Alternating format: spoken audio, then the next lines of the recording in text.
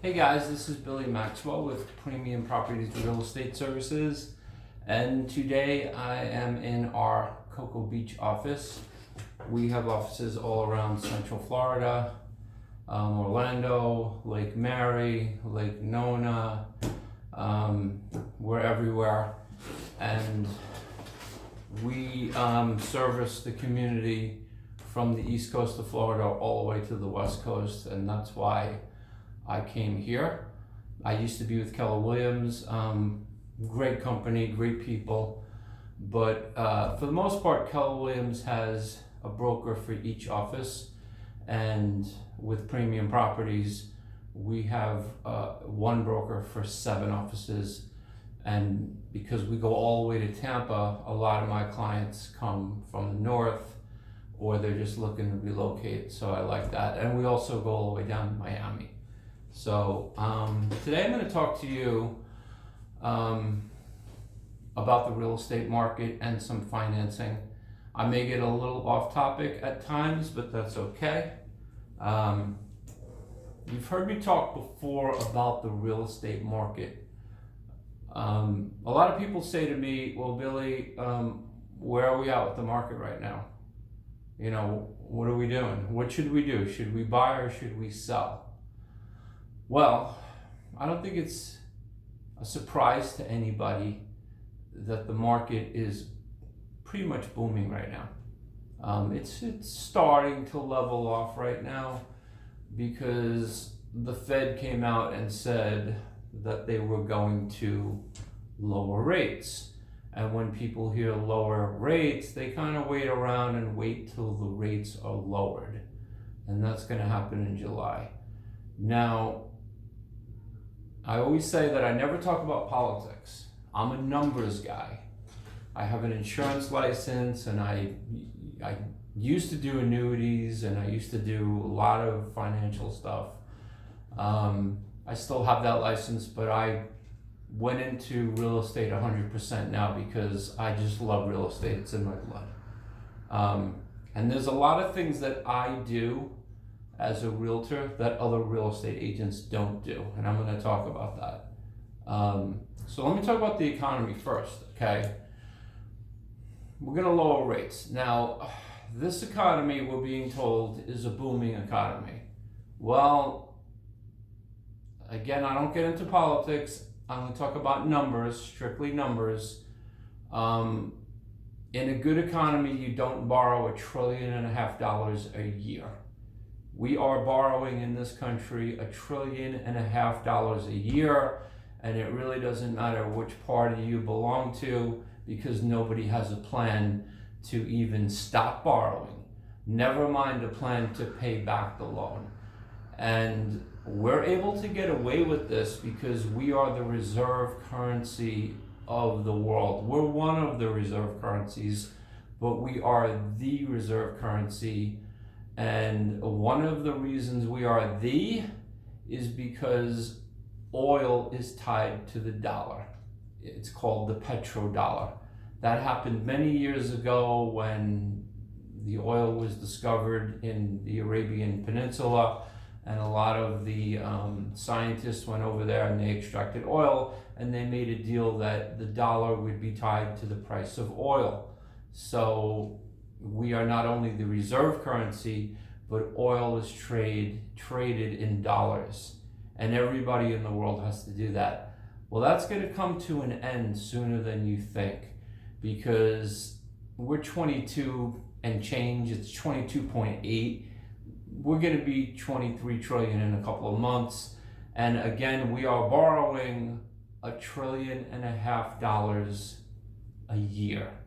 Now, back in 2007 and 2008, it was obvious that we had a bubble, right? But what we did was we borrowed money, the Fed borrowed money. It was called quantitative easing. They borrowed all this money and they paid off all these, the car industry and the banking industry, and they promised the world that they would clean this up and they'd raise rates and they'd take care of that balance sheet and we'd get back to normal. Well, that didn't happen. okay? The reason why our economy got better is because the world believed us. They believed that we were gonna pay those debts back and basically normalize our economy. Well, that didn't happen. We didn't pay it back. As a matter of fact, we're borrowing more money than ever, and people are starting to catch on. The rest of the world, they're catching on. So you've already seen, people that are not our allies, like China and Russia, and countries that are not our friends, they're already walking away from the dollar. And we have countries that are supposedly our friends, they're starting to walk away from the dollar. And when the dollar is no longer the reserve currency and we have to pay our bills, we're gonna collapse. The economy is gonna collapse, okay? Because we can't pay $23 trillion, and that's today. Next year, 24 and a half. The year after that, 26, 27, 28. Where does it end? Well, it's gonna end when the world says, you can't print any money anymore, and then we're in trouble. So that gets me to my recommendations about should you buy or should you sell? Well, here's the deal, guys. You should buy real estate, okay? And you should sell if you have equity. Here's the thing, okay? Back in 2007 and 2008, when the economy crashed, there was so many houses that were underwater, so many houses lost value that so many people stopped paying that they couldn't foreclose on all these houses. They actually did foreclose or start the foreclosing procedures, but they couldn't get them out. So here's the deal. If you go and you rent a house right now or you rent an apartment, if the economy goes south, your landlord can get you out in the state of Florida in 30 days or less. But if you own a home and the economy goes south, they're not getting you out because all of the houses are going to be worth less. It's going to be kind of a repeat of what happened last time. But guess what? It's not going to be a repeat of what happened last time, because the last time we were able to borrow money, and basically we borrowed our way out of that recession. It was called quantitative easing, where we borrowed money and we gave it away and we lowered interest rates and we were able to get this false economy going. I can make an argument that we were better off going into a recession then, going through the pain, and we'd be coming out of it now in much better shape. We wouldn't be in debt. All we really did was we delayed the pain, but we made the pain a lot worse because we are so much more in debt now than we were before. So when we collapse, it's going to be big. I've mentioned this before in other videos that yes, we are going to go into recession. I believe we're going to go into a depression. Now, a lot of people will say, oh, Billy, you're always saying depression and you talk negative. Well, I don't watch TV, guys. TV news is really political news. I look at numbers, okay? I read the IMF reports. I read all the financials. I know the deal. It's a mathematical certainty that we will have a massive recession. Whether it goes into depression, I believe we're going into depression.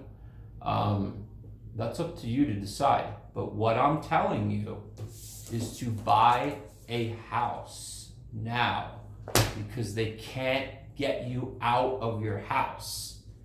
Now, use the bank's money. Put down the least amount of money that you can. You don't want to lose your own money, lose the bank's money, okay? I have loan programs, and then here's another thing, guys. If you have a real estate agent that doesn't know financing in and out, like is an expert in financing, you don't have a real estate agent. You have a pretender, okay? Anybody can take you around and say, oh yeah, there's the kitchen, there's this, there's that. You need an expert in financing. most houses or homes or real estate purchases are financed. Okay. So, and by the way, guys, I'm talking about retail purchases of housing. I'm not talking about home flippers. I'm not talking about builders here. I'm not talking about wholesale buying. I'm talking about retail purchases of housing. The normal buyer that goes on the multiple listing and they want to buy a house for their family. That's the market I'm talking about.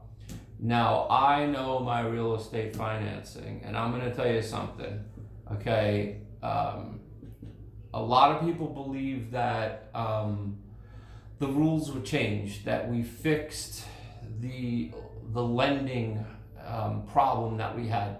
And we did a little. Back in the day, you can sign your name and state your income. I mean, who states their income and lies about it? If you really had the income, you wouldn't lie about it, right? There were people that were getting interest-only mortgages. I mean, it was crazy. It was absolutely insane. So we're not at that insanity again, but we have loosened up the standards, and we have something that's called shadow banking, okay? They're portfolio lenders. They're not traditional banks. They're basically investors that loan money. So let me just give you some cues here, or just some information, okay? I can get you 95% financing up to $1 million if you have a 700 credit score, okay? But you don't need a 700 credit score to get a mortgage. We can also get you down payment assistance, so that 95% you're putting down, we can get that really down to 1%, because we can get you down payment assistance. And that's really what you want to do. Like I said, don't put your money to work in real estate. Let the banks put their money in, because when we go down, it's not going to be your money. It's going to be the bank's money. And by the way, let me just get into something else quickly before I go over the rest of this. I buy gold, okay? I do own a primary residence, a home, but I do not own investment properties, because I know those investment properties are going to tank in value. So I'm going with my own advice. I actually did sell my primary residence last year, pulled out the equity in that house, turned around and refinanced the house, putting the least amount of money I could down. And what I did with the extra money is I bought physical gold. Gold never loses its value. Now just remember this, guys, okay? Gold is not an investment. It is a wealth preserver or an asset preserver. I'm not wealthy. I consider somebody that's wealthy to be $5 million in assets or over. If you have $1 million, you're not really wealthy, you have assets. $1 million in today's economy is not wealthy. You're doing okay, but you're not wealthy, okay? So I'm preserving my assets, and I purchase physical gold and silver, because and it's already going up, by the way. Last month gold was $1,200 an ounce. It's up to 14 because the economy's starting to go down. Now, when the economy does tank, you can see gold go to 5,000, 10,000 an ounce. As far as Bitcoin goes, Bitcoin is nothing but a computer code. That's nonsense. Yeah, you can invest in Bitcoin and you can make some money, but the bottom line is Bitcoin is a computer code. Does it really have value? That's nonsense. It doesn't have value. And by the way, fiat currency, okay? The International Monetary Fund, which I read what they put out every week. They said it's 100% certainty that fiat currency is going to collapse. So what is fiat currency? This is fiat currency, paper money, okay? Paper money is fiat currency. This money is supposed to be backed by gold. We went off the gold standard under Richard Nixon, and we just started printing money because we could. And again, I talked about we are the reserve currency, and the oil market is priced in dollars, so we have petrodollars, but that's all going to end. And when it does end, we're in trouble. And if you don't have gold, you're going to lose your wealth. Now, I mentioned this once before, physical gold is hard to store and it's hard to protect. Okay, I can protect my gold. I have a system in place, and I have a group of people, and we have our plans. Okay, we buy physical gold, and no, it's not at my house. Okay, but we can protect our gold. A lot of people out there, they don't have the ability to protect physical gold. Well, if you're going to buy it, you can call me or just instant message me on Facebook, and I'll give you some ideas, and I'll tell you how to protect your physical gold.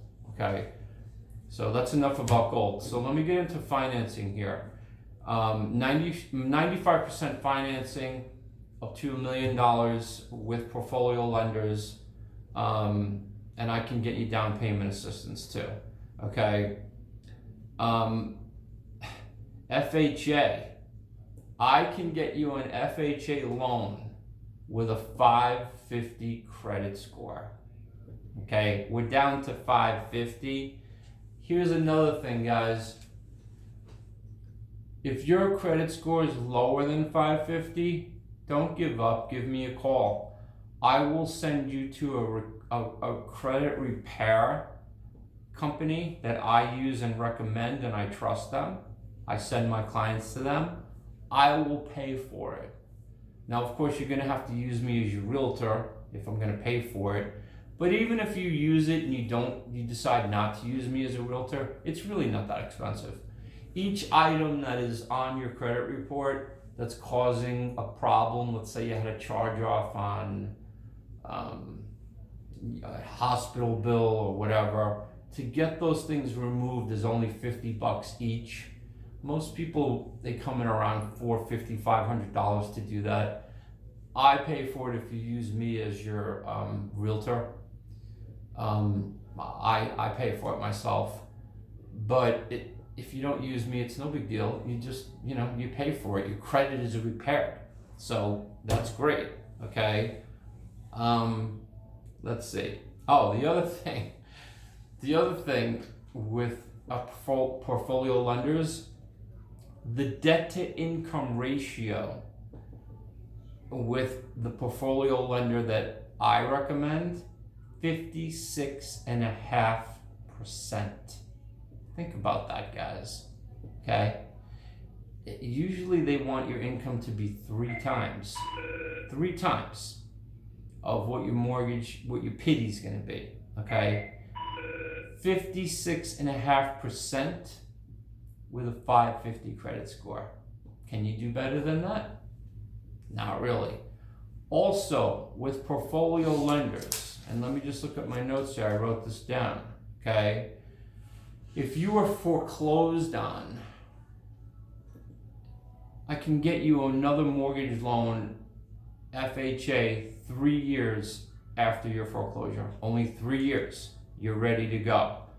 If you were foreclosed on and you were in the military, I can get you a VA loan in only 2 years. 2 years after your foreclosure.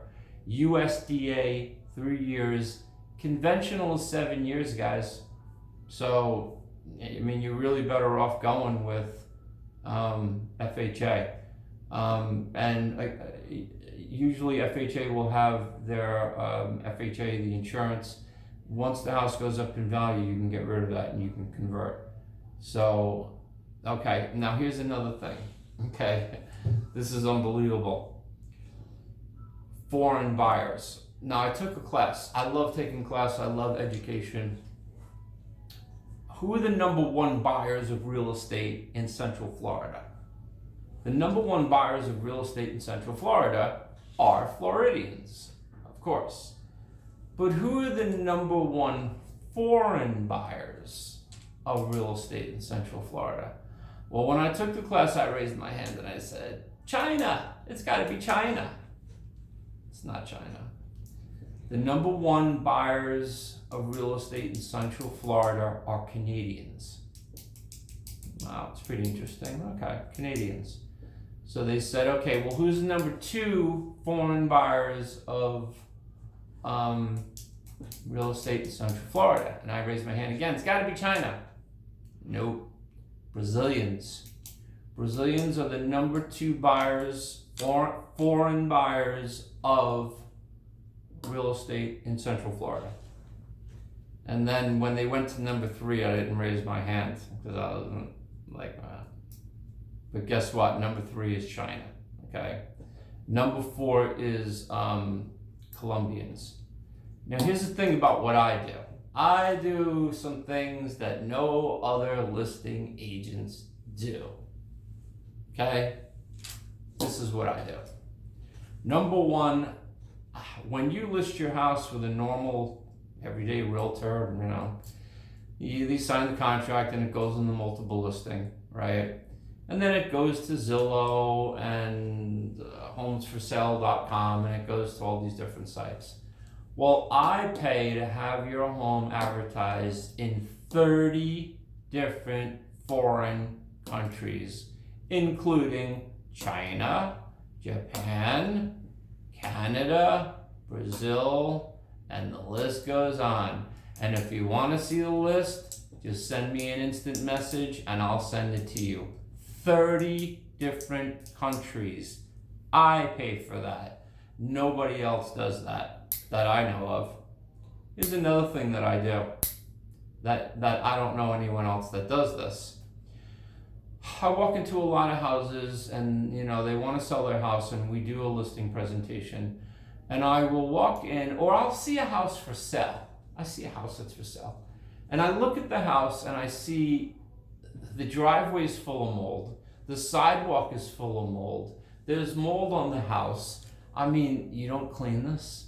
Are you really going to list a house for sale that's not clean? Well, here's the deal, guys. And this is the sad truth. A lot of people that are selling their houses, they don't have the money. They're broke. People don't want to admit they're broke, so they don't say it. But they are broke. And they don't have the money to clean it. So you know what I do? I do it. I don't do it myself. I pay for it. I pay to have your house professionally power washed. Not just the driveway, not just the sidewalk, the whole house. Okay? Now, of course, you have to list with me. We have to have a minimum of a 6-month agreement, and it has to be within the comp. I mean, you can't call me up and say, oh yeah, Billy, can you list my house? Okay, and I show up to your house with a 72-page comp, a comprehensive report of what your house is worth. If let's say your house is worth $450 and you're going, well, I want $1 million and can you clean my house? No, I'm not cleaning your house if you are not reasonable about what you want to sell your house for. Actually, I won't even take the listing. Now, I understand, I am an expert in the real estate market as far as pricing goes. I know that if a comp says 410 and the market happens to be hot at that moment, that house actually might go for 450, 460, 480. I know that. And we will price the house accordingly. But keep this in mind. The very first day your house hits the market is the most important day of all. Why? Because every realtor, when they wake up in the morning, they look at the new listings. What's new on the market? Because all these realtors have clients and they're, I'm looking for that, I'm looking for that. So they wake up in the morning and the first thing that they do is they look at the new listings. Okay, so they're gonna look at your house. They're gonna go, oh, this is a house right in the neighborhood that you wanted and the price is right, or maybe we can make an offer. Now, a lot of people put their house up higher and then they lower the price in a week, 2 weeks, a month. That's fine too, but you will find that many realtors do not look at the price change, because you'll see in the multiple listing, there's a category on the side that says price change, and there's always like 200 houses that they change the price. And when you look in there, it's like, oh, they dropped it, $500 or $1,000. So a lot of realtors don't look at that. So I mean, yeah, people do it, but the most important day for your house to be on the market is the first day. The other thing is, when it comes to pricing your house, I need to know your situation. If you're somebody that has to get out right away because you have a job waiting for you somewhere else, then we're going to need to talk about pricing your house aggressively so that we can sell it relatively quickly. And we'll look at that. We'll go over, hey, this is the comp. This is where it might go in 6 months or 8 months or a year or here or there. But if you're someone that's saying to me, hey, I got to get out now, then we'll look at the comp and we'll go, hey, well, let's just go right below the comp and we'll get multiple offers in a day. Trust me, we will. So again, it depends on your situation. Houses are usually priced at comp, but if you got to get out, you got to get out. So we'll aggressively market it. Now, I talked to you guys about foreign buyers. You're going to love this one, okay? I talked to you about me advertising in 30 different countries. So why do I advertise in 30 different countries? Well, obviously, I want to give your house the most exposure that I possibly can. But I use portfolio lenders. I send my people to my lenders because my lenders get it done.